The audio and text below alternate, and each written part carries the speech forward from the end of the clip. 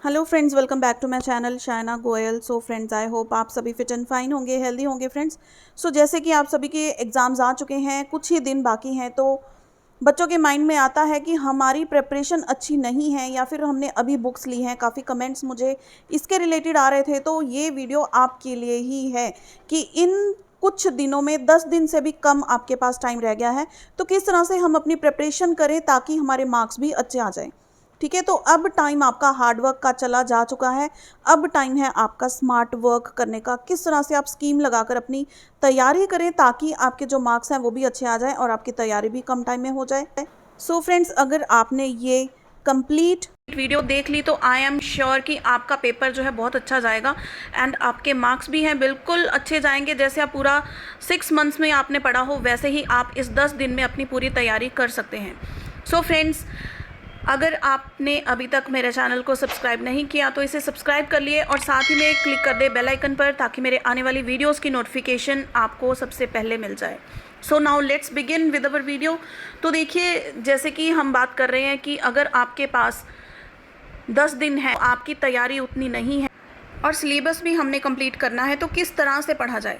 सो देखिए, सबसे पहले तो आपके पास होने चाहिए प्रीवियस ईयर क्वेश्चन पेपर्स, जिससे आपको आइडिया हो कि किस तरह के क्वेश्चंस आते हैं। हर सब्जेक्ट के क्वेश्चन पेपर आपके पास 3-4 साल पुराने जो हैं, 3-4 साल या फिर 4-5 साल के क्वेश्चन पेपर्स आपके पास फॉर एवरी सब्जेक्ट आपके पास होने चाहिए। आप अपना सिलेबस उठाइए और क्वेश्चंस देखिए कहाँ कहाँ से ज़्यादा क्वेश्चंस डाले गए हैं, किस सेक्शन में से ज़्यादा क्वेश्चन डाले गए हैं, किस चैप्टर में से ज़्यादा क्वेश्चंस डाले गए हैं। ठीक है, तो वो चैप्टर्स जो हैं आपको डेफिनेटली प्रिपेयर करने हैं। ठीक है, वहाँ से आपका जो है क्वेश्चंस कुछ पक्के हो जाएंगे। क्वेश्चंस देखिए बिल्कुल आसपास ही फ्रेम होते हैं, ऐसे नहीं है कि बिल्कुल ही डिफरेंट क्वेश्चंस आपको कोई अलग से ही उठाकर डाल देंगे, वहीं से कोई डिफरेंट टाइप सा कंफ्यूजिंग सा क्वेश्चन आपको डाल देंगे, आंसर वही लिखना होता है। तो अगर आपने बेसिक वो क्वेश्चंस को अच्छे से प्रिपेयर कर लिया तो आपको कुछ भी पूछ लें, आप उसका डेफिनेटली आंसर कर पाएंगे। ठीक है, तो अब देखिए सेकंड चीज़ क्या होती है कि सिलेबस में जैसे फॉर एग्जांपल ये आपके सामने है असेसमेंट फॉर लर्निंग का सिलेबस। ठीक है, कंप्लीट सिलेबस सेक्शन ए है, यहाँ पर सेक्शन बी है। तो किस तरह से आपने प्रिपरेशन करनी है। अब देखिए, काफ़ी सारे जो हैं एग्ज़ाम्स में हर यूनिवर्सिटी का पैटर्न जो है थोड़ा डिफरेंट होता है। तो सेक्शन ए में देखिए, जब आपको क्वेश्चन पूछा जाता है तो आपको चॉइस दी होती है। ठीक है, चॉइस दी होती है ना, कि आप या तो क्वेश्चन 1 अटैम्प्ट कर लें या फिर आप क्वेश्चन 2 अटैम्प्ट कर लें, दोनों में से कोई भी एक क्वेश्चन करना होता है। तो आपके पास अब यहाँ पर सेक्शन ए में 3 पार्ट्स दिए हुए हैं। तो अगर आप इन तीनों पार्ट्स में से कोई भी दो पार्ट्स अच्छे से प्रिपेयर कर जाएंगे तो आपका एक लॉन्ग क्वेश्चन या फिर 2 लॉन्ग क्वेश्चन जो है बिल्कुल 100% श्योर अच्छे से अटैम्प्ट हो जाएंगे। तो आपको कोई भी एक आप ये पोर्शन, एक पॉइंट आप छोड़कर जा सकते हैं, तो आपके जो है लॉन्ग क्वेश्चंस 10 मार्क्स के होते हैं, 16 मार्क्स के होते हैं, वो डेफिनेटली अटैम्प्ट हो जाएंगे। ठीक है, तो शॉर्ट जो क्वेश्चंस होते हैं वो तो आपकी इतनी कंसेप्ट क्लियरेंस हो जाती है सब्जेक्ट पढ़ने के बाद कि आप शॉर्ट क्वेश्चंस ईजिली अटैम्प्ट कर पाएंगे। ठीक है, हमारा मेन मोटिव क्या है कि हम लॉन्ग क्वेश्चन पे कहीं अटक ना जाएं, क्योंकि वहीं से मार्क्स हमें अच्छे मिल भी सकते हैं और हमारे सारे मार्क्स वहाँ पे जा भी सकते हैं अगर हमें क्वेश्चन ही नहीं आता तो अब सेकंड पार्ट में देखिए, सेक्शन बी में 2 पार्ट्स हैं इसके। तो अगर इन दोनों में से आपको जो भी पार्ट ईजी लगता है, यहाँ पे देखिए फर्स्ट पार्ट में टॉपिक्स भी ज़्यादा कवर किए हुए हैं, तो आप फर्स्ट पार्ट कर जाएं। इसका सेकंड पार्ट अगर आप छोड़ देंगे तो भी आप इसमें से लॉन्ग क्वेश्चन अपना अटेम्प्ट कर पाएंगे, क्योंकि यहाँ पे आपको चॉइस दी जाएगी कि आपके पास चॉइस है, या तो आप फर्स्ट क्वेश्चन अटेम्प्ट कर लें या फिर आप सेकंड क्वेश्चन अटेम्प्ट कर लें। क्लियर है ये चीज़। जहाँ पे चॉइस वाले क्वेश्चंस हैं वहाँ पे आप कंप्लीट एक सिलेबस का कुछ पार्ट आप स्किप कर सकते हैं। ठीक है, नेक्स्ट बात आती है कि जो टॉपिक्स आपको पढ़ने हैं वो पढ़ने किस तरह से हैं कि आप उनको भूलें भी नहीं, और बिल्कुल मौके पर अगर आपको रिवाइज़ करने पड़े तो वो आपका कंप्लीट टॉपिक्स जो हैं रिवाइज़ हो जाएं। देखिए, मैं अक्सर बात करती हूँ, अगर आपने मेरी प्रीवियस वीडियोस देखी हैं, ठीक है, कि बीएड के पेपर में आपको किस तरह से लिखना चाहिए, या फिर बीएड का एग्ज़ाम जो होता है, बीएड के आपको नोट्स किस तरह से बनानी चाहिए। ठीक है, वो चीज़ें अगर आपने वीडियोज़ देखी हैं तो डेफिनेटली आपको पता होगा जो चीज़ मैं अब डिस्कस करने वाली हूँ।